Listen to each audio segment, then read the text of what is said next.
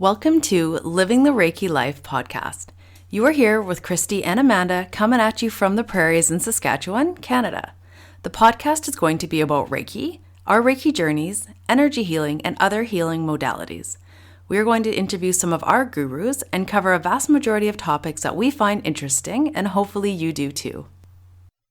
Hey, we are back with officially third episode. Yes, hello there. So we just wanted to catch up and say, how was the week? You had your birthday this week. Yeah, I did. It was on Saturday. I turned 35. Oh, 35 is the best. What a great year. You're like mid-30s now. Yeah, I know. Someone asked me, like, how old are you? And I was like, 35. Yeah, you're in a whole new box to click on now. Yeah, totally, yeah. Yeah. And she's like, I thought you were in your 20s. And I was like, oh, well, That's thank nice. you. Yeah. Yeah, I took that as a compliment. That's awesome. Yeah, I feel like I look my age. I mean, I love aging, to be honest. Like, Mhm. I know people are all about trying to prevent aging, but I think it's a nice thing to age.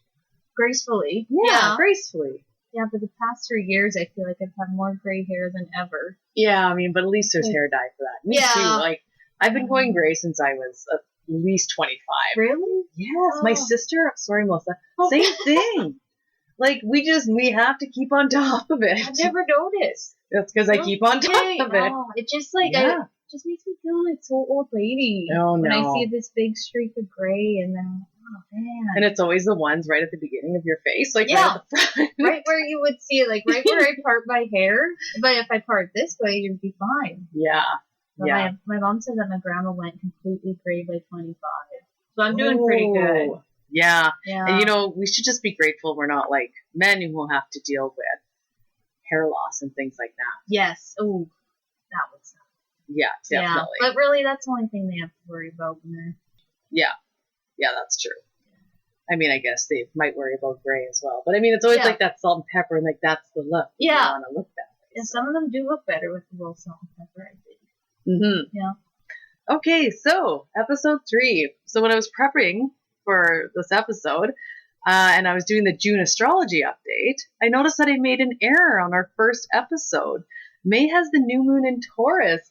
So sorry, I totally skipped over Taurus, which is your sign. Didn't even give you any props there.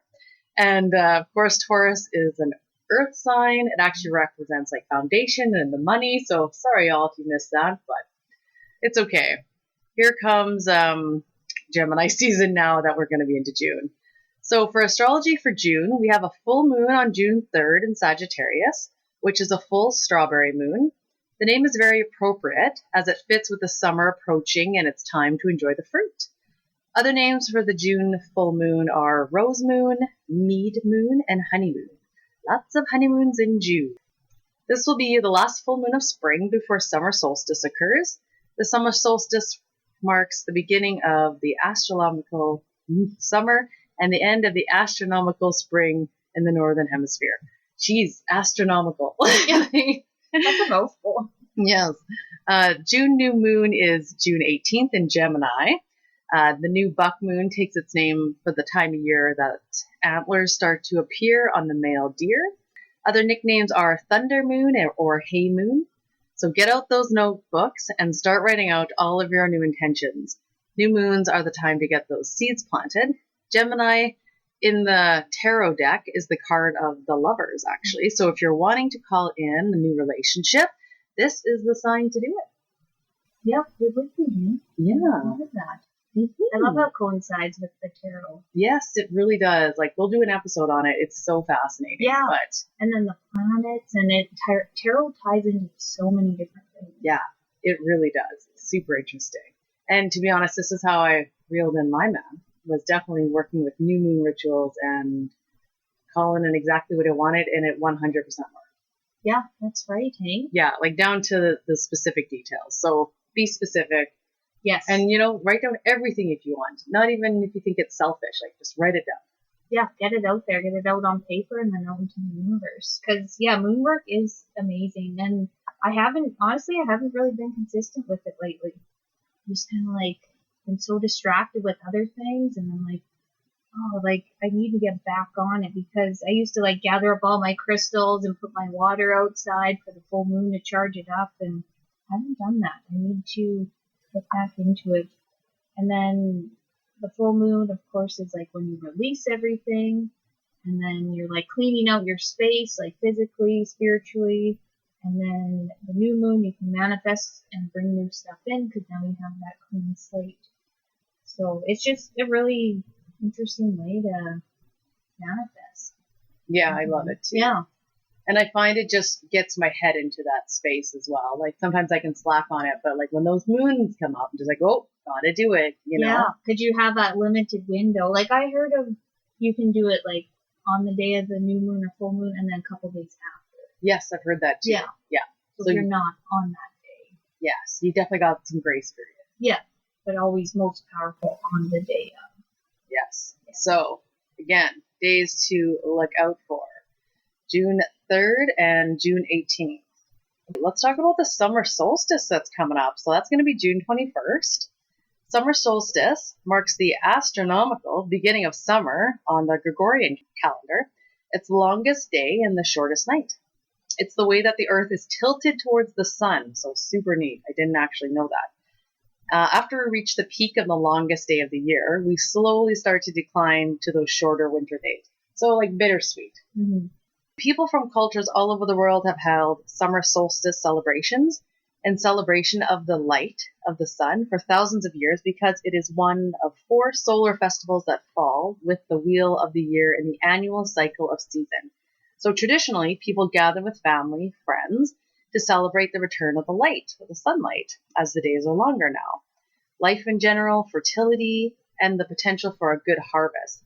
People sing and they'll dance and play some music. So what can you do to celebrate? So hopefully we have some good weather this year. With the sun shining on us, it is tradition to do rituals to help release the old dark energy. So kind of really looking at your life and the spiritual path that you're on. It's a great idea to meditate on the sunrise. You may reap a benefit of abundant inner and outer harvest. I always think of like the 9 of Pentacles in my favorite deck here, and the one I'm actually going to use again today for our card pull at the end. It's a man sitting in front of a crop with a bunch of food and wealth in front of him, and the sun is actually rising in the background. It's like I'm always going to think of that summer solstice now. And it always reminds me of full abundance. Yeah, I like that. I'm going to have to look at that. Yeah, I'll show you it after. It's super neat. I would also recommend gathering with friends and family, have a barbecue outside, like whatever floats your boat. Hopefully we've got some good weather to do that. And just celebrate being outside, being with the earth, and enjoy the sun on your face. Hopefully you can. Do you have any thoughts about the solstice this year? Have you really thought about it? Yeah, like just thinking, about the sun on your face. It's seriously like the best feeling. Oh, best. You know, like I know someone that spent some time in the hospital, and she told me, it always stuck with me. Like she was inside for so long, and she said the day she went outside and felt that warm sun on her face, she'll never forget. Wow. Yeah, and I'm just like, that's so true. Like nothing beats that warm sun. And it just like, who knows what it does like scientifically with your body, like charges your batteries up and just that warm solar sun. I feel like we really take that for granted, actually. Yeah. I know I do. Yeah, I do too. Especially me being on maternity leave right now. Like I have the luxury of just stepping outside anytime I want to. Yeah. And I am making a point to really take advantage of it before I go back to work. That's a great idea. Yeah. I know you do even at the office. You go outside on every break you can get. I do. I don't like sitting in there. Yeah. Like, get me out of here. Yeah, give me that fresh air and recharge. Yeah. Yeah, and just like thinking back to like the way I follow the seasons like the last couple of years, I really noticed like how dark the winter is and just how heavy it's been. Like it's been tough. Like the last couple winters, like I've been doing a lot of like inner work and releasing a lot of shadows, and even like tuning into the collective, like everyone around me. And that's been really heavy because a lot of people are shifting. Like there's just a lot of movement going on right now, whichever way you want to look at it.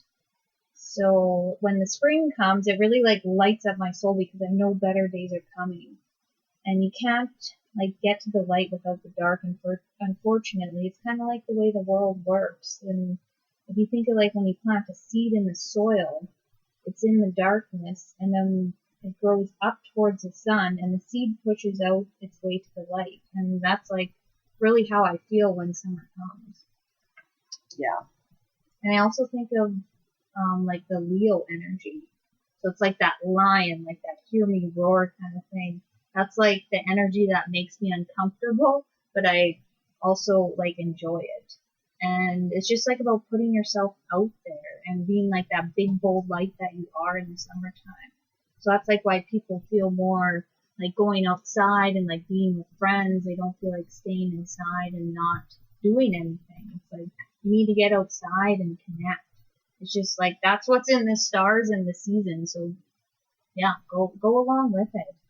And even like right now with the place I'm living in now, I can go home from work and just spend the night outside. It's just so good. It is like it's completely different because people who don't know, you lived in a townhouse, so you had people on both sides. Yeah. Your yard space was limited. Yes. And now you've gone from that to this nice, beautiful, what am I thinking of? Not seclusion, but like it's like just your a safe massive haven. open space. Yeah. Yeah. And you have your privacy out there and yes. Freedom and it's so good. The Yeah. commute, I'm getting used to that, but another story. Yeah. I mean, that's definitely understandable. There's a good trade-off there. And one more thing about the solstice is just when you turn into the collective, like with the people around you, and everyone just seems happier in the summer. Oh. Like you're driving around, people are going to garage sales, they're meeting up with friends, like downtown is hopping. It's just a good feeling. And if you can get as much as that in you and charge up your batteries, because that's what I'm going to try and do. And then maybe once we go back into the winter time and we be that bear and we go back into hibernation, maybe we'll feel a little bit better. You know, it's actually a really good idea. Mm-hmm. Because if you almost get yourself exhausted of being outside and being social, you're ready to kind of start hibernating in. Yeah. But if I'm kind of like antisocial in the summer, come winter, I'm like 7 months into hibernating. Yeah, right? exactly. So I'm like, I'm so over this. Yeah. So Blue Monday, here we come. So that's a really, really good idea. Especially if anyone really like struggles with that winter kind of lump. Yeah, like that seasonal thing. I can see that being a real thing. Mm-hmm. I would definitely say that's worth a shot. Yeah. And you don't have to be social. Like, by all means, if you're like a homebody, just even going outside for a walk every day, just walking to go get some ice cream. Yeah. Like, do, whatever you want to do. Just get yourself outside. Just, Mother Nature. She always has your back. Yeah. The best interest of her. And bare feet. Yes. In the grass, dirt. Just bare feet it. So good. So good. Yeah. Okay, so I mentioned at the end of our podcast last time that I was going to give you an update on my healing session that I had with the lady I met from the psychic fair. So her name is Allegra with Allegra Golden Healer. We're actually going to interview her on our next podcast, so we'll save the details about her for our next session. The session wasn't really healing, but she read all of my chakras actually and gave me some really good info. So it was a really cool thing. She doesn't actually use cards or anything. We got over Zoom and she just could see colors in my chakras, which were really neat. And she gave me some like much needed info. My great grandma came through on my mom's side, which is really cool. I actually have a picture of her in my Reiki room just to assist me while I'm working on clients. Like I always call in my ancestors and guides, and I definitely feel like she's one of them.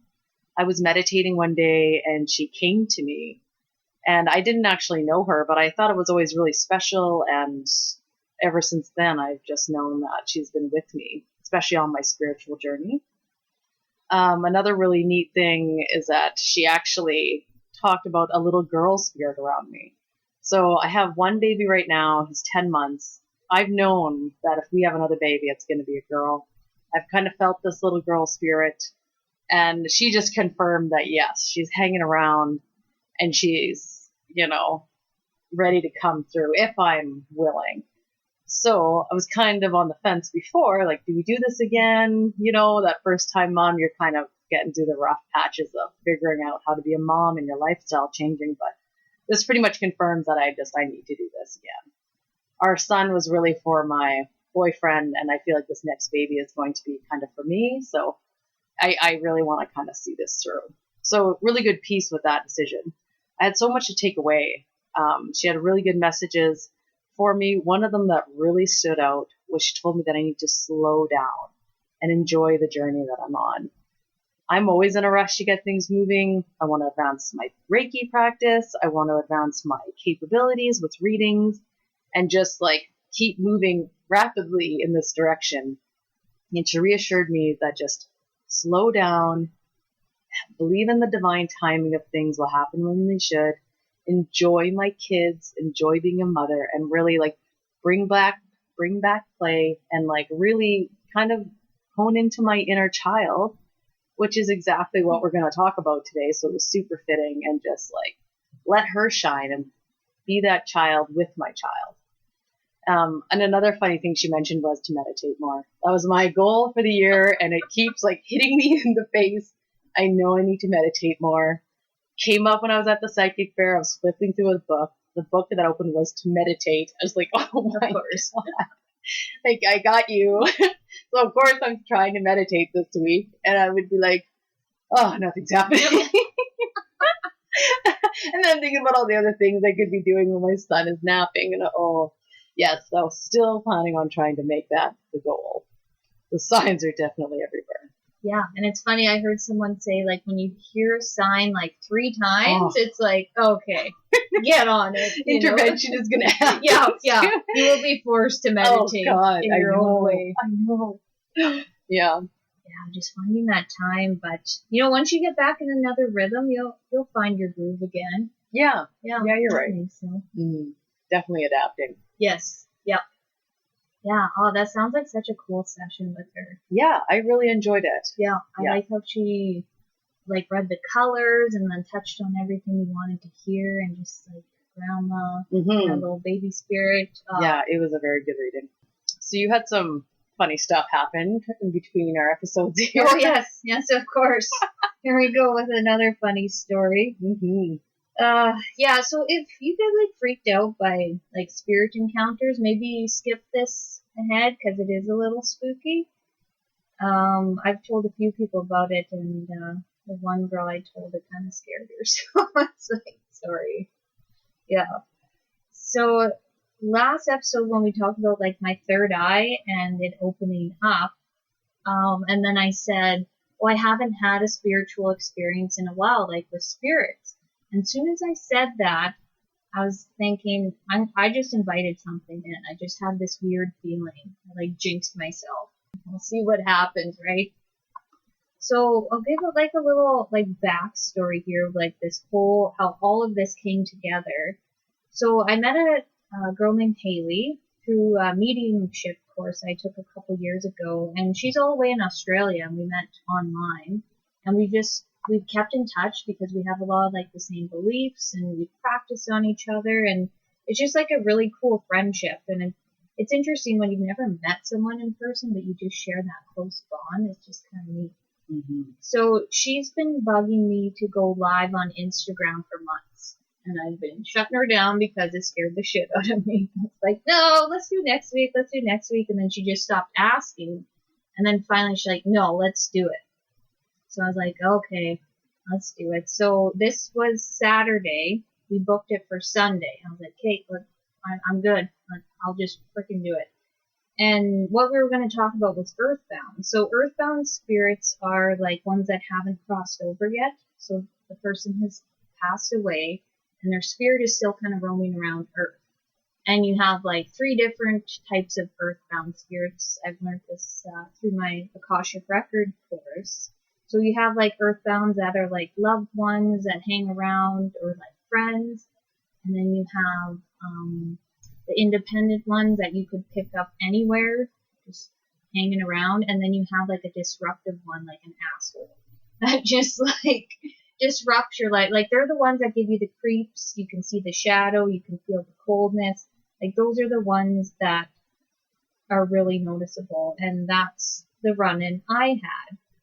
So we'll go back to the story about the house I just moved to. So I've had this house for a while. We fixed it up. It's an old house, so we tore it right down to the studs and made it new and fresh. And it's a super cool house. It's like old. It's got 3 porches and then like the slanted roofs upstairs. Like it's just got a lot of like soul, and I really like it out there. But when I first met my husband, it was a little spooky. Like I wasn't that open to the spirit world back then, but I noticed like there was something off there. And he used to tell me stories about different things that would happen in the house. Like he was doing the dishes one day and he felt someone tug on his shirt, and he turned around and there's like a little girl in a sundress staring at him. I was like, oh, okay, that's nice. I was like, can you come downstairs with me whenever I go downstairs? Because that freaked me out to actually like see a full spirit and like have them like touch you. I was like, that's a little scary. And yeah, I just kind of felt uneasy there. Like it would come and go, but it almost felt like there were spirits always coming and going through the house. Like there's one point where I opened the door and I just said, get the hell out. Like whoever is here, you need to leave because this is not your house. So I was getting mad. So it got to a point where I was like, hey, we need some help here. So we called one girl in. She's from Saskatoon, Feng Shui by Bridget. I'll link her in the show notes. She knows so much about clearing. She's amazing. And she cleared the house. She cleared the land. She told me about like everything that was going on. And there was a lot going on in that house. But she told me not to talk about it again because she feels that it will stir the energy up again. Like even I wrote it all down and she told me to burn it. And I did, but I don't know if I really believe in that. I don't know. I think it's all about your intention. But I followed through because I didn't want whatever she did to be undone. So that was a couple years ago. So things were great. Like the house just felt calm. We didn't see anything. Like sometimes Troy would sense like his grandparents around because he would like smell cigarette smoke or flowers. And sometimes I would connect with the spirit outside, but like never inside the house. But just lately, in the last couple months, we felt it heavy again. Like upstairs and downstairs felt heavy. And I don't know, it's funny because like my husband, I know he feels and sees things, but he doesn't always tell me. It's like, you can tell me, like I do this kind of work. Like it still freaks me out, but not as bad, So it's like, just let me know because then we can, call in the reinforcements here. So moving day came and I was like super stressed out because that's a lot. I've only moved once in my entire life, so I had a lot of crap.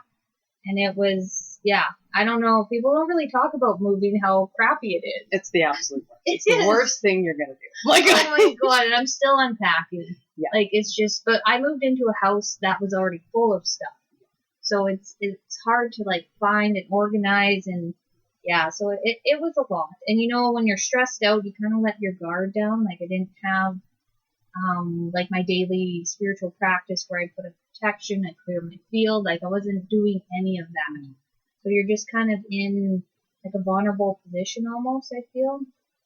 So my husband went away to work on Saturday and I was alone in the house for the first time at nighttime. And I was like, okay, this is okay. I was like, I still felt a little uneasy. So I turned the TV on at night before I went to bed because it was just nice to have that, like, that sound and that light. So I fell asleep okay. And then I woke up to footsteps upstairs. And I was like, as soon as I woke up, I was like, great. I was like, this is like my worst nightmare coming true. Troy's not home. In the middle of nowhere. It's in the middle of the night. I don't have my dog with me. Like, holy crap. So I knew the spirit was coming for me. I just had this feeling it was coming. So I embraced tensed up, embraced like for impact. And sure enough, the spirit came behind me and it attached to like the base of my spine. And my back and the back of my legs totally tensed up where a point where I was paralyzed. So it's like that sleep paralysis. If you've ever had that before, it's awful. I had it when I worked shift work like 15 years ago, but I haven't had it since, and this was the first time. So that was super freaky, and I just didn't fight it. I just knew I would be okay. It was still scary, and then I just let it go, and I fell back asleep. when I fell back asleep, I connected to the earthbound spirit, and I remember like looking down at my hands, and my one hand was completely black, and the other one was red, and it was all like charred, and I was like, oh, I died in a house fire. I was like, oh boy. And I don't remember much else than that, so I hope that I held space for him to share his story, and he moved on. But like the next day, I had such low energy. I like felt annoyed. I even had like knots in my back.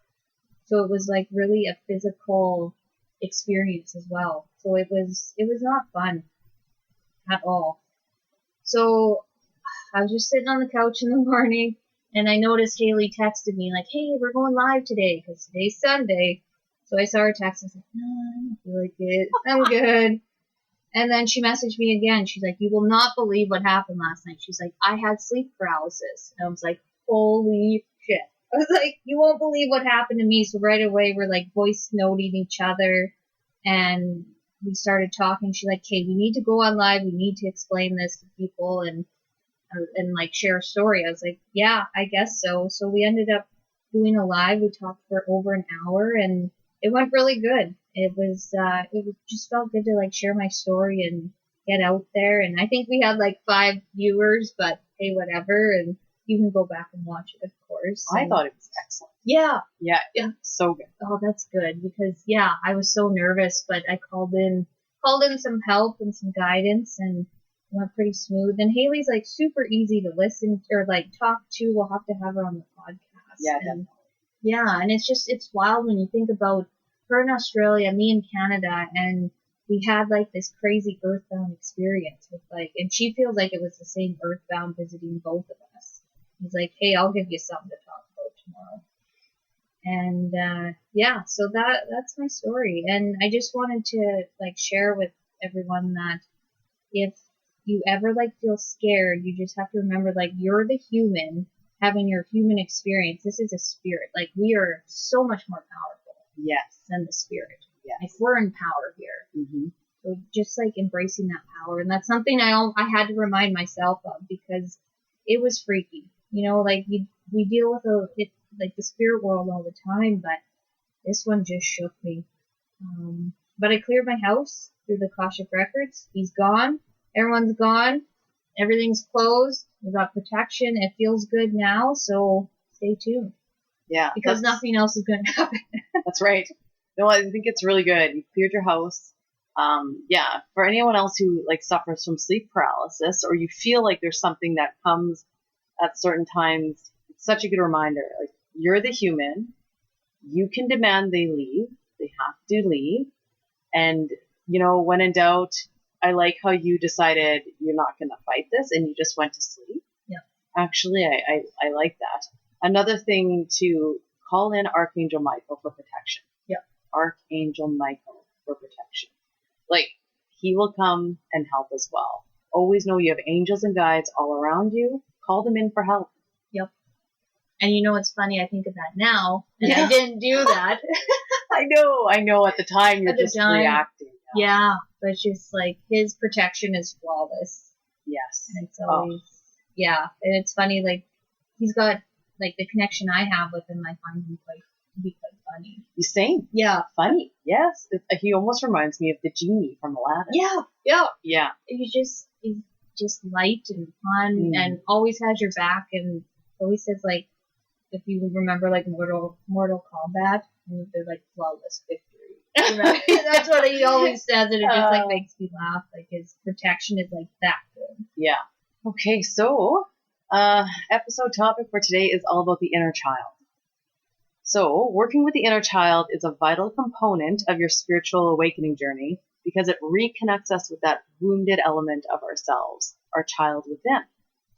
When we reconnect with that child, we begin to discover the root of our fears, phobias, our insecurities. So instead of looking at like the symptom, which we were talking about the other day, of your pain, we go right to the core of like what's going on. How did this start?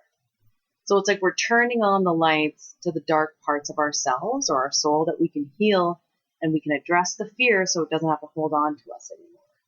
I actually think about a session that we did when we were almost in like a haunted house, and then we were doing like a practice. And I was like, well, you know what? There's a light switch on the wall. Why don't you flip the lights on? And how less scary does this place look now that you can see everything? And there's not stuff hiding in the shadows. Yeah, that's so true. I forgot about that. I know, we've had so many sessions. Yeah, they kind of all blend together. So Yeah. Yeah, when the light is on, it just doesn't seem as scary. Yeah, so we go to the root of what could be the issue that you're dealing with and try to shine a light on that and love it, of course. Yes. Shedding that light. And that just, that reminds me actually like the root cause and shining the light. I was listening to Mel Robbins Podcast. Huge fan of her. I'll link her in the show notes. Mm-hmm. She's just so good. Like, she's just down to earth, says it like it is. She has hard, good facts and just like relatable. And she was talking about like getting to the root cause of your pain. So I always believe like Mother Earth has like the best teachings.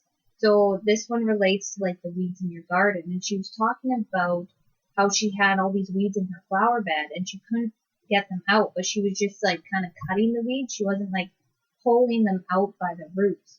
So she went in, like rolled her sleeves up and she pulled the root out, and this root went all the way across her lawn to the other flower bed. Mm-mm. So it was like, no wonder you weren't getting it out. You needed to get the shovel out and dig this entire root up. So it just shows like, to get to the root cause of something, you got to put in the work. You got to roll up the sleeves and get in there and get dirty. And it's just, yeah, in my own journey, I had a good like trifecta going for healing my inner child. So I had worked like through Reiki, of course, and I had like my mentor, my therapist, and then I did like hypnosis and meditation. So just like spending that time with myself and just going through my own inner journey, it just really helped me to like all of those combined. It just seemed like I got the shovel out and I rolled my sleeves up and I got to the root of a lot of suffering and like anger and stuff that was going on in my life that I didn't know what was causing it. And then you get to the root and you're like, oh, okay, this makes sense. Totally. That's amazing. Yeah. So let's talk about some types of childhood trauma. Of course, it can be anything. Growing up with siblings and friends that may have had an impact on you, emotional, mental, or physical abuse. This could even be times where you were yelled at by an uncle for being too loud. Children should be seen, not heard.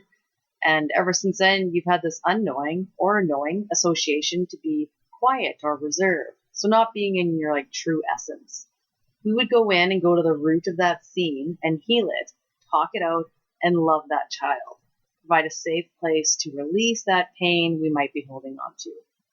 Another example might be maybe you came from a home of divorced parents and you have this phobia of being in a healthy relationship, so you knowingly or unknowingly sabotage them. There could be a specific incident you're holding on to, and we could just help you, like guide you in, revisit it in a kind and gentle way. Yeah, and just like figure out what's going on, why you feel this way. Mm-hmm. It's so crazy how you can link all of this back to your childhood. A lot of people like just like, oh yeah, as a kid, like whatever, but it's like, no, this impacts you today. And like even people that are close to me, I've noticed like say their father is absent, like growing up, they didn't have that father figure, and like having trouble trusting male figures in their life, or like if you have a male boss, you're like trying to be accepted by them and just trying really hard to be noticed, and then if they don't pay attention to you or do something more for the next guy, then you take that super personal. It's like you don't have to feel that way. That's just your body and your spirit showing you that you have a wound from your childhood that you need to go visit. So you don't have to feel this way. You don't have to feel that hurt. Yeah, it's almost really good. Like, pay attention to what triggers you. Yes. Because there's a reason. Yeah. Like, if that happened to me, I wouldn't, be trying to like seek that approval so bad, because like none of that is from my childhood. There's no reason to. I'm like secure in it. Yep. So these wounds can create tension, blockages, or contractions within our hearts, minds, and bodies. This is where the ego comes in. So the ego can be a source of our suffering. Like, yes, the ego is great. It definitely protects us. Obviously, don't go down the dark alley. Like, that's our ego doing that for us, which is absolutely needed. It can also create an illusion that we are disassociated from the wholehearted self. So, you know what I was thinking about this with Joe Dispenza work. So Yes. Dr. Joe Dispenza, he's all about like manifesting and like kind of talks about manipulating your reality. So if you make a movie of yourself, for example, like winning the lottery, and you put that on replay, your brain doesn't know if that's actual reality or not. So you are convincing your brain that this has actually happened. So then it has no choice of the universe to actually create that for you.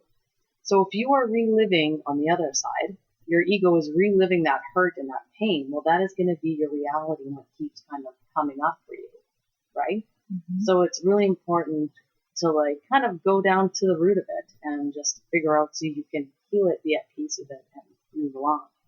Yeah, it just shows like how powerful our brains are and how like vast they are, that all these different memories are like held in this little storage space, and they're really like controlling the way you're reacting at life right now. It's mind blowing when you start to think about it and you start to like dissect all of this. Yeah. And it's just, when we look at it like back at our childhood, like nobody's childhood is perfect. I remember talking to my mom about this, and it was just like parents can't feel bad for anything that happened. I just trust that everything that happened needed to happen. And it's just part of like the human experience. We're all born whole, worthy, and authentic. But like throughout life, we begin to be programmed by like the media, family, peers. And this starts to create these limiting beliefs, these programs in your mind, your body, and your spirit. And these limiting beliefs like run the show. So we can find our way back to our authentic self through exploration and healing modalities like Reiki, of course. And if you want to take this real deep, this is really part of being alive on Earth. It's just like we're all like lost souls trying to navigate our way through the ebbs and flow of life. And this all leads us back to our full authentic self. That's what we're trying to get back to, is that full authentic self.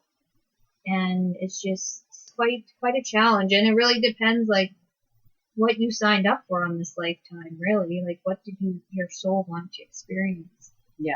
Obviously there's some things that your soul definitely did not want to experience and that just happened to you. Yes. So keep that in mind as well, which is also why, like, heal it so you aren't bringing that on to the next life either. Yeah, that's true too. Yeah. Yeah, I just wanted to note, like, Amanda and I, we're not therapists, we're not psychiatrists, like, we're energy workers. Right. And we're healing the energy around the inner child, and when we heal this energy in the etheric body, it will slowly integrate into the physical body. So I just wanted to make that note. And when I first started this work, I had a hard time wrapping my head around not pointing fingers at the person that caused this pain and hurt. You know, because it's a tender spot to go back. And sometimes you want to place blame. But we're not here to place blame on our parents or caregivers. As I believe that they were doing the best they could at the time with the resources and the energy they had. And you know what? They could have had some unhealed wounds from their childhood even, or something that caused them to act the way they did.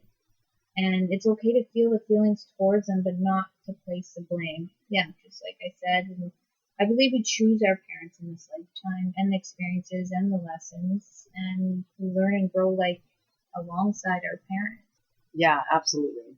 I was listening to, well, first off, actually, I was just thinking about that. Like, our parents are always trying to do better than their parents did. And so far, I'm going to try to do better than my parents did.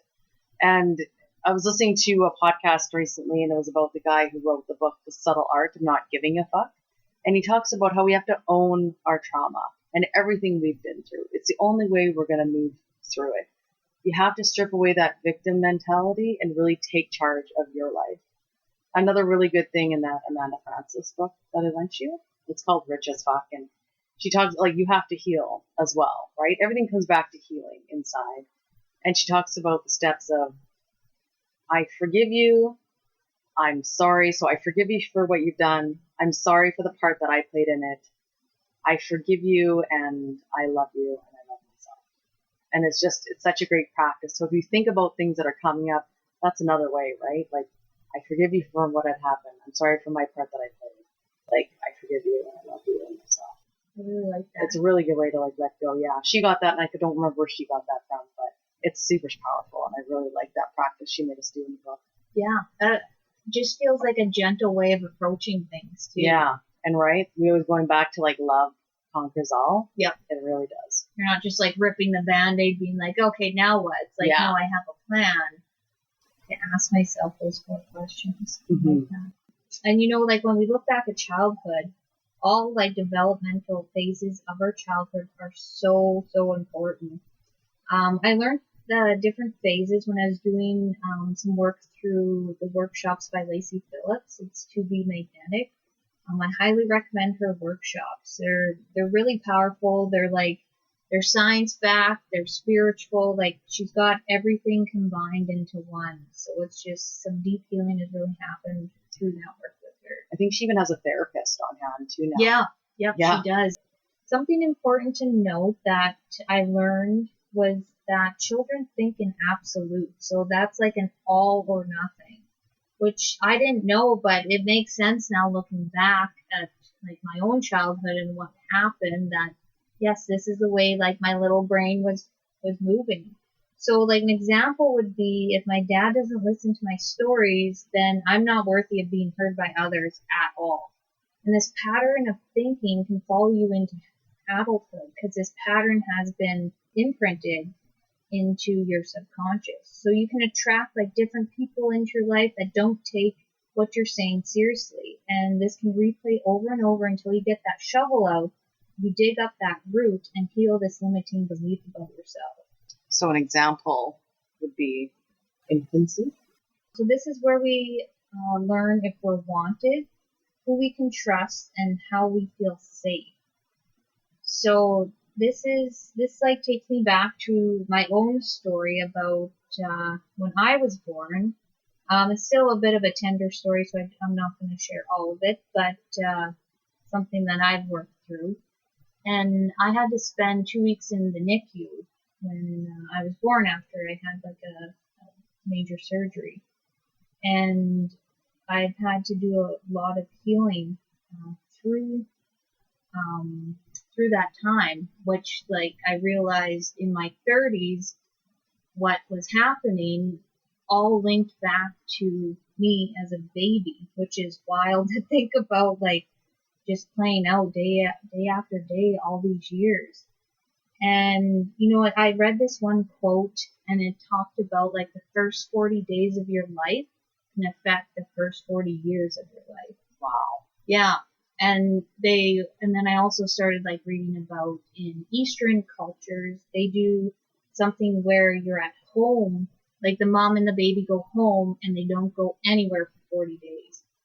So you have that one-on-one with your mom and your dad. Yeah, and you have everyone taking care of you. Like that's, when you have a village. Yes. And you have everyone close by, everyone pitches in, and you're just like forming the bond and your nervous system, and you're learning that trust with your parents. And yeah, with my story, it's like being in the NICU, you don't have your mom close to you. You don't have that one-on-one. And this really affected me with like being able to trust certain people in your life. And also, it also affected the way that I would soothe myself at nighttime. So this followed me all the way to my life right now. And so at nighttime, I had to fall asleep with the TV on or a light on. And I was like, this is so bad for you when you know about the blue light and how it affects you and having like noise in the background. But this was linked back to spending that time in the NICU, and you have the lights on, you have people coming in and out, you have the noises. So that's how I soothed my little nervous system, was all this going on. And I was like, okay, this is what's going on. Now I'm safe to go to sleep. So that's what I experience now at nighttime, is I'm still working through having that noise and that light. And yeah, after that spooky experience, I am still falling asleep with the TV right now, but it's something I am still working my way root. So finding that root. Yeah, that's really good awareness. Yeah. So moving on to the toddler stage. So this, like when you're a toddler, this is when like your adventure starts, you're exploring, trying to find your balance literally with maybe starting to walk. Toddlers are absorbing all their parents' behaviors as well at this age. They're seeing how they argue, handle stress, how much patience they have for the toddler to learn and pick up new things and explore. So again, like this could really, shape how you're handling situations when you're older as well, right? So an example would be like when a toddler is learning to walk, starting to get ready for the day on their own, it's really easy to intervene and just being like, I'll do it. I know I can be really bad for this. I mean, I learning about this now, I'm definitely going to be aware because I like to stick to a schedule. Everyone who knows me, I am not late for anything. So I could see myself just like intervening instead of letting my child like figure it out. Give him more time so you can allot him to like fart around and just figure it out. And showing the patience that comes with it. Yeah, that almost makes me think of myself when I do something and it becomes hard. I'm so quick to just give up and be like, someone else finish this for me. So that almost makes me wonder what happened in my toddler stage. Like was I like overhelped? Like when I needed help, did they come in right away? And for me, I am always in a rush. I want to get things done. I want to do them now. If I have to wait, I'm just like, so impatient. It's so funny. I'm patient with other things, but some things I'm just like, let's go. Let's go, yeah. So yeah, again, right? Like, where is this coming from? Something maybe to explore. Yeah, there's always like this root cause. There's always a reason for something going on. Yeah. Why we are the way we are. Yeah, and even like how kids, like toddlers, absorb their parents' behavior. I remember one friend, he had a kid when he was really young and he had some anger issues. And I remember he kicked the door because he was so mad. And then all of a sudden his kid comes over and starts kicking the door for no reason. And he's like, oh shit. He's like, okay. So that kind of like gave him a wake up call. Like what I'm doing, he's going to mirror me. And we want another little one like you? Probably not. Yeah. Okay, so preschool would be like you're learning who your identity is, healthy, intimate relationships, modeling, and purpose. I was actually doing Reiki on someone, and I told them I was vaguely going to share this. And we were going in and doing some inner child work, and I was in this memory and working with it, and we went back to the basic room with the inner child, and I guess another memory had surfaced when they were at a daycare, and that they had completely forgot about. Like I was working on it, and they went silent, and kind of like, you could tell they had kind of gone somewhere else, like obviously going into this memory. They didn't actually tell me anything what was going on until after our session, and we just ended up talking about it. Super interesting though that they went and visited that on their own, and their subconscious let them into that memory. It was like we opened up a door that was ready to be aired. It was like a domino effect. Like we went in and did one, and then it was like, oh, and here's some other stuff that flows with it that completely forgot about. And that definitely would have had an impact on them now. Yeah. Just, getting that shovel out, and you don't know what you're going to uncover. But then again, we only uncover what we're comfortable with at that time. Right. And just the way we held the space for the first memory and loved it and healed it that way, definitely would have given them the tools to do the second. Yeah, to reveal it, to heal it.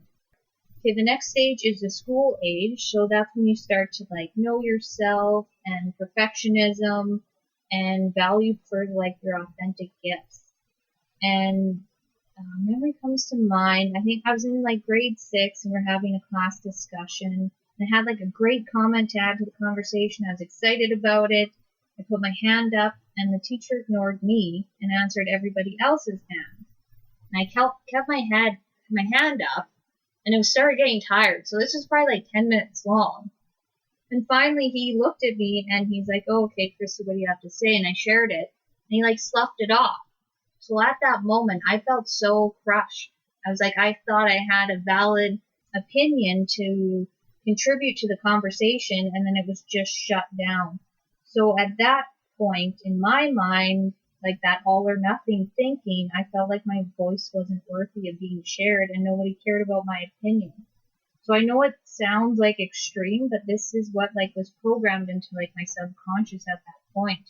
And I was like, I'm a very shy kid, like at that time. And throughout my life, when I look back, I did attract a lot of situations where I felt like I couldn't share my voice. And I felt like if I did, maybe people didn't care what I had to say. And it's still something that I'm working through now. Like even if I think about doing that live with Haley, I had like this little shadow of like grade 6 Kristi come up. And I have to remind her that no, your voice is worthy of being heard. You have something to share. Yeah, and it's crazy to think, like, maybe it doesn't sound like much to someone else, but the fact that you remember that from all that time ago, like, it really impacted your life. So you remember how you felt, and it's obviously carried with you. Yes, it's so true.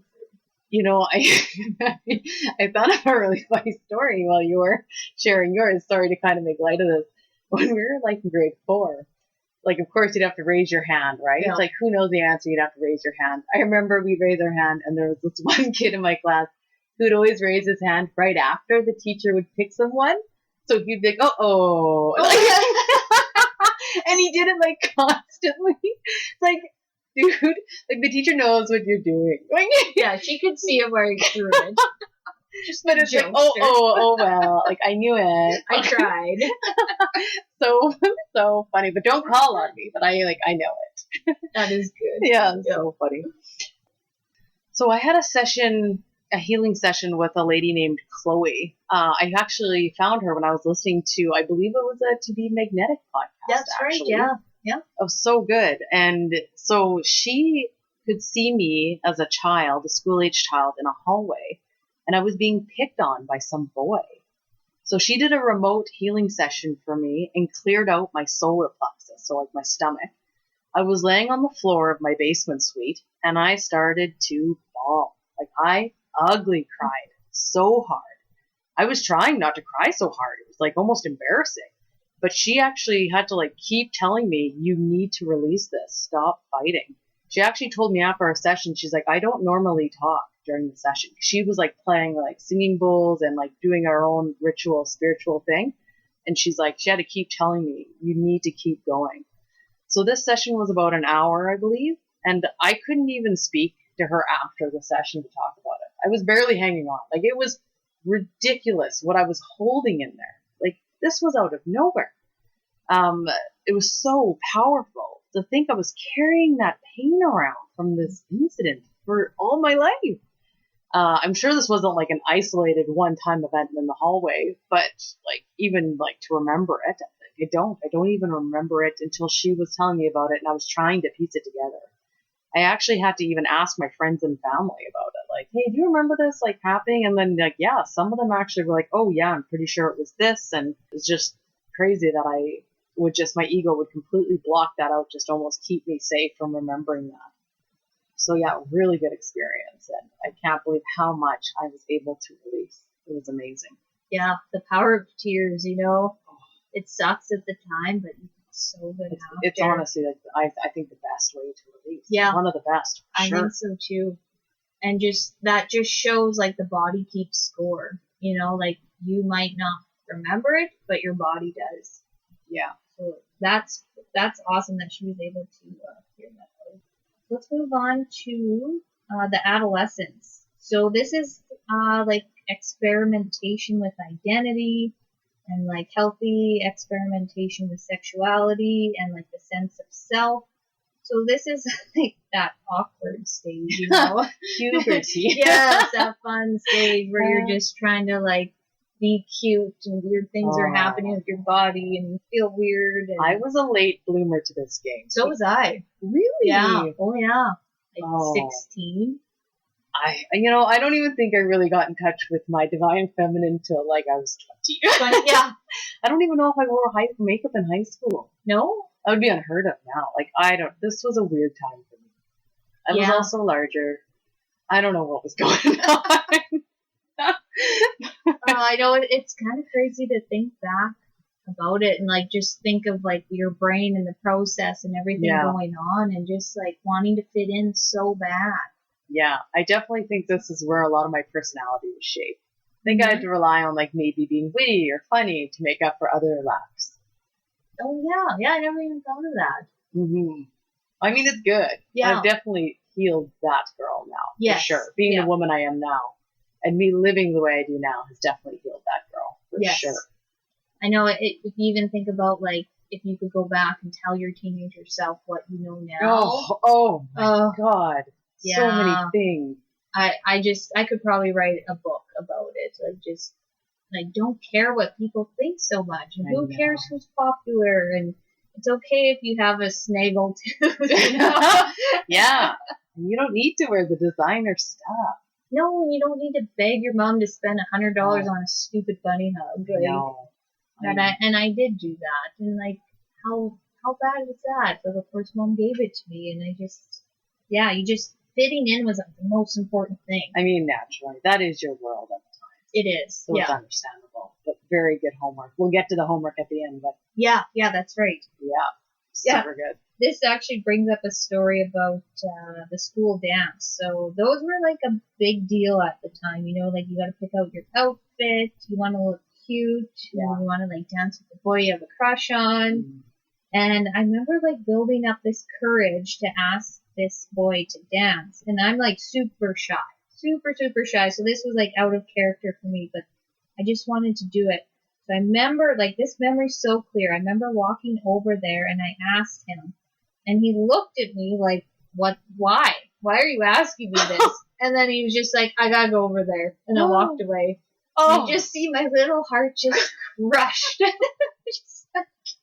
Yeah, world is over. Yes, and I remember like just wanting like to cry and just like that first feeling of like that really big rejection is just, I had to go back and heal this story. And you know, it's okay to like be rejected, you know, it's part of life. So it doesn't make you any less worthy of love, but it was just like, oh God, yeah, that one hurt. It almost makes me want to hug you now. I know. It's heartbreak. I know, it's like a badge on that you get. It's hard, but gotta get it over with though. That's just part of life.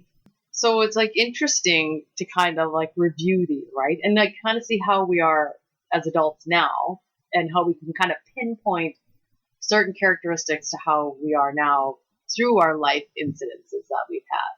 Yes, that's so true.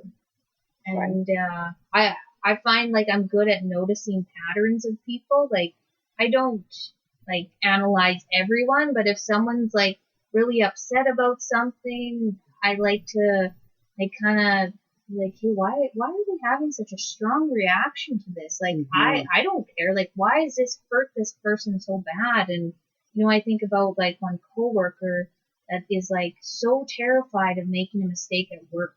She's like so wound up in this fear and worry, like where her body is, you can even see it in her body and her stature. And, you know, like through talking and you learn things about people, and it's like, did you have like super critical parents that you had to please? And could this be where this programming started, where if you made a small mistake at home, you would get into big trouble? And she started thinking this way. And that's where like perfectionism can start in childhood, and that absolute, that all or nothing, where you can think like, if I can't be perfect, then no one's going to love me. Yeah. I always am mindful of that too. I'm just like, okay, well, there's something going on there. And I have way more compassion for them too when I think like that. Like having that kind of reaction is just like, okay, not really necessary, but hey, like that's fine. You do you. Yeah. Yeah. Of course. Like I'm not going to react to her reaction. A lot of times I just like stay silent and just kind of back away. Yep. And don't hold the space. Yeah. Like if they feel like they want to share, they can. And and you know what's funny is like when you actually take a step back and you hold that space, sometimes people will share those stories with you. and you start to connect the dots, and you're like, okay, that's why you're that way. Yeah. You know? You know, like on the flip side, actually, because we're kind of talking about a lot of negative experience that have impacted us, but like on a positive, I grew up with two parents that had a very healthy, loving marriage, still married today, full of respect and had healthy conflict. I was in for a rude awakening when I had my first serious boyfriend, and he was nothing like my father was. Granted, we were 18, but we lived together, and I was just like, what is going on? Why aren't you doing the things like my dad does, just like effortlessly? And it was a really rude awakening, but it gave me the like mindset to know that this isn't what a healthy relationship is. I know what a good one is because I've seen one my whole life. So it actually prompted me, this isn't it. You need to go and find what a good relationship is. And then, you know, luckily I did. I know what it looks like and how it should feel. And I was absolutely able to find that, knowing that I know what it can be and hold my standard to that. So that's just, you know, on a good flip. Yeah, that's a good thing to know. And I too dated someone that was like opposite of my dad. No. And I just like, and went through all the stages of it. And I don't know if it's just kind of something we have to go through or. Right? Yeah. We were both very lucky. We had great dads, both of us. Yes, we do. Like super helpful, like always there. Nice men. Yes. Like gentle and just, heart of gold. Yeah, definitely. Yeah. Okay, so we thought we would share our experience of when we were actually taking our Reiki level 2 and doing the inner child work. So again, like Kristi is giving me Reiki, we're going into the chakra, and then we are getting in touch with our inner child. And what actually surfaced for me was a really young memory. I was at my grandparents' house, and of course all the family was there, aunts and uncles, and we used to always play Ramoli, card games, everything like that. And I remember they were kind of playing a game, and I was being a child. Like I was horsing around, like in the basement, running up and down the stairs, like being loud. Like I'm a loud person. My little child, my little Amanda, was super loud as well. And I remember my uncle just yelling at me and just like actually scaring me because I didn't know him that well, but he really scared me. And it made me just like shut right down. And I'm pretty sure I went and cried after. So of course we looked at that, and was I in the wrong? No, I was being a little child. I wasn't stuck in front of a screen. I was literally making my own fun. And my uncle was just the type of person, children should be seen, not heard. And unfortunately, I'm sure he would have apologized to me if he could have known that would have hurt me. And I'm sure I was being super over the top, but us just going in and healing that, and I've obviously found my voice since then, and it definitely moved on. So it was a really interesting experience and a good one to heal and let go. Like I need to let it go, right? I can't hold on to that and be like, he was a jerk. No, I've come to peace with it. It's fine. I forgive you. I love you. I'm sorry I was loud, and I understand you were probably super frustrated. Letting it go. Yeah, and just like the power of the Reiki at that moment. It was like we went in, we saw it, and we let it go. So it's like, and then you release through tears. Yeah. And then we seal it off. So it's like it's done. So we don't have to feel that way again. Yeah. Just feeling that little girl be sad and letting her feel that and letting her be sad. Yep. Super powerful. Yeah. And then, so my session when Amanda was working on me, this came up, a memory when I was at the circus with my mom, and all the kids around me were buying all like, the extra fancy balloons and the light up toys and all the extra crap, that the circus sells. Yeah. And my mom bought me just like one thing. I think it was cotton candy. And I was like, well, why can't I have all the beautiful things that all the other kids got? So like in my little inner child mind, I was thinking, like, I'm not worthy of having all the things that I want and all the fancy things I want. And looking back, like, this created resistance to feeling worthy of receiving things. So we went in and we held that space and we listened to what my inner child had to say at that time, and we cleared it out. I believe I released tears that day too. Mm-hmm. Yeah, we both did. Yeah. So we wanted to share some ways that you can actually work with your own inner child, and only do this when you're ready. I was actually talking to my cousin who works in Regina, the corrections facility. She works with inmates. And she was actually telling me that, well, she was being trained on childhood trauma and working with the inner child. Because I was telling her about my Reiki, and she's like, oh, I've heard of that, the inner child. And she said that they actually don't advise people to delve into their inner child when someone is newly sober, as it makes them revisit all the reasons why they became addicts in the first place. And it can be very triggering for a relapse. I thought this was so fascinating. So if you are just starting on your healing journey, give yourself that grace and ease time. You don't need to rush into this, but when you are ready, it might even be beneficial for you to work with a Reiki practitioner to help you gently go in, so you can separate yourself from the experience and the memory. You know, we're just the observer. We're not going to relive it, and we can heal it that way. Yeah, and it's just pulling those weeds out like one by one. It's not like we're going to clear the whole garden at once. Yes, that would be way too much. Yeah. So some ways that we work with our inner child, one that is great is posting a picture of your 5-year-old self and talking to her or him. Yeah. Loving them. I really like that. I have a picture of myself on like my vanity when I get ready in the morning. Oh, so nice. Such a good reminder. Yeah, because you know, like when you look in the mirror, like, oh, God, I look like crap today. And it's like, would I talk to my 5-year-old self that way? No, I wouldn't. Yeah. So you just look at her and you're like, no, you look good today. You're pretty and we're good. We're going to have a great day. Yeah. In that Shaman Durek book, Spirit Hacking, he talks about how important it is to actually take time and sit and talk to your inner child like daily and tell them that you love them and like that you're there and being with them. Another great practice would be is sitting down and writing down everything you wish you would have heard or needed to hear when you were that small, innocent child. So definitely good practice to get into.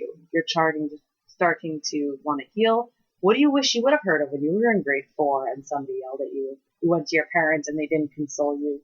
You know, what do you wish you would have heard at that time? Good practice. And then tell yourself that. Yeah, I like that. Just like holding that space for that little inner child that's not going anywhere. They're with you for life. Yeah. And just, yeah, what did you want to hear at that time? And I also find it helpful, like when you're going through this journey, if you want to connect to like a certain memory, if you can think of like the music you listened to at that time, like Spice Girls or Backstreet Boys for me, when you turn that music on, it actually like can trigger where you were at that time in your life. So I find that helpful. Mm-hmm. And another way to connect like to your old memories and unlock them is through dream time. So dreams are super powerful. We, of course, humans, we don't fully understand the dream time. But when memories surface in dream time, I find them like to be a lot more gentle. Like sometimes I'll wake up and I'm like, oh, right, I totally forgot that even happened. And I'm like, okay, that's coming up for a reason. I can heal that when I fall asleep again tonight, or I can journal about it. It kind of gives you like that open door to visit that memory. And you can set an intention before you go to bed if you wanted to work through like any wounds and process them. Forget how like powerful our intentions are. So you could have like a notebook beside your bed and just be like, I want to remember the first time I was rejected by my peers.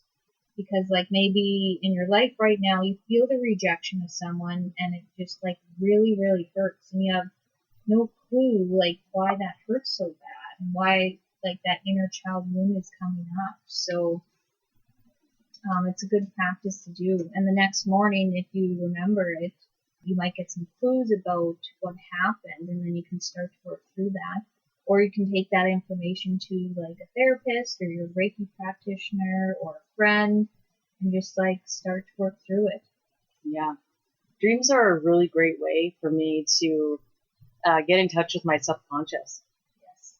Like if I have really weird dreams that I feel super guilty about, I'm like, whoa, right? I need to visit that and go into that space. There's always a meaning. Mm-hmm. I think a lot of the time. Sometimes, yeah, it is just random stuff filtering through, but right. But I think you know. Yeah. So we just wanted to like leave you on this note. Like if you have kids, or maybe you have nieces and nephews, or your friends have kids, just remember you were young and innocent, just like them too. So be kind to yourself, be forgiving. You were just young. And really going back to like my reading that I had in the reminder, like we should bring back play and bring back that childlike energy. It's so healthy for us. We don't need to rush to be adulting all the time. No, you just need to light up that inner child and like what brings you that authentic joy. Think of what brought you that joy when you were little. Yeah. And what does your inner child need to do right now? Yeah. Maybe she needs to just go out and play at the park or whichever. Like honor that. Yeah, I just want to some days run down the hill as fast as I can. Oh, like when your feet are gonna fall off. Oh my God, I can't keep up. Yeah. That should be everyone's like homework this week. Yeah. Till next episode. And then, hey, drop us a note on our Instagram page what you're going to do to bring back childhood stuff. I would love that. Yeah, I would love that. And we'll send you a picture of what we're doing. Yeah, I like that. We'll post it. Yes, me running down the hill. Ooh, we have to do our card pull to end you off, I just realized. Okay, so, wow. So I have 3 cards here from my deck. I'll get the name of the deck that I'm using and I will post it. So we have Power, which would be the Strength card, Rest and Rejuvenation, and Meditation. Oh my gosh, Rest and Rejuvenation. This card always reminds me of meditating. It's literally a man sitting like in the lotus with his hands out, which is so funny. This message might be for me. I think so. You will definitely find strength and answers to your questions by meditating. So the 3rd card I got was Truth. So like seeking out answers. Yes, the answers always meditate on it. And the truth definitely will come to you. Yes, so that is it. And I'll post these cards on our Instagram. Yeah, I like that. Okay, so we will hit you up next time. Yeah, I hope you enjoyed it and learned something new and had some good takeaways. And follow us on Instagram, Live in the Reiki Life. Yeah. And Kristi's handle? I'm at the Birch Soul. And mine is Reiki with Manda. Yes. And if you guys really like the podcast, we'd appreciate if you could leave us like a review or a rating. It really helps us out in the podcast. 5 stars is awesome. Yeah. And we see the ones that were already left, and we thank you. Yes. And Kristi's going to do up some show notes for you. So all the people that we quoted in here are definitely going to be in there. Where we got all of our resources from. I got some really good information from like the Loner Wolf website about inner child stuff. Super good. And we'll link all of that down below. Yep. In the show notes. Sweet. Ciao for now. Ciao.